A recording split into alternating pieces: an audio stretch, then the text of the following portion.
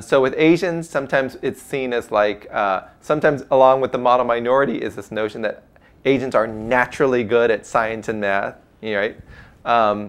And there are a lot of Asians that are doing very well at science and math. There have been some more recent tests that have been done, and some Asians are scoring much, much more higher than American students on these tests. But when we talk about Asian Americans, there's also been immigration policies that selectively promote the immigration of scientists and doctors and nurses and engineers because American policymakers decided that those were the type of immigrants that would most benefit the American economy and American foreign policy, right? So there's a real selective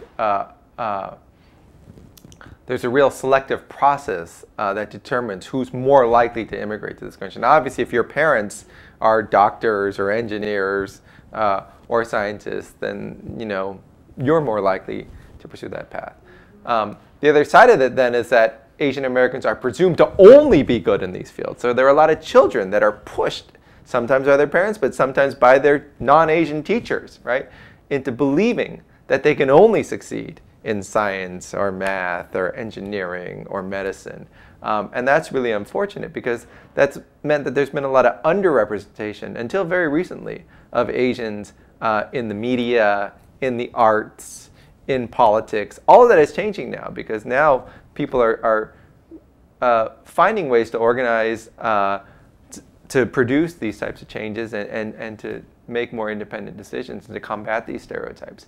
But I think the naturalization has led to with that. There's also oftentimes a sense that Asians are linked to some kind of ancient wisdom, and that can look like a compliment. If you remember those Calgon laundry detergent commercials, where there would be this Chinese laundryman and this white woman would come and say, "How do you get your white so white?" And he would say, "Ancient Chinese secret." It turned out he was using this American corporate laundry detergent. So I think that's another form of naturalization, though, that there's some kind of ancient mysticism. You see this a lot with Asian Indians, right?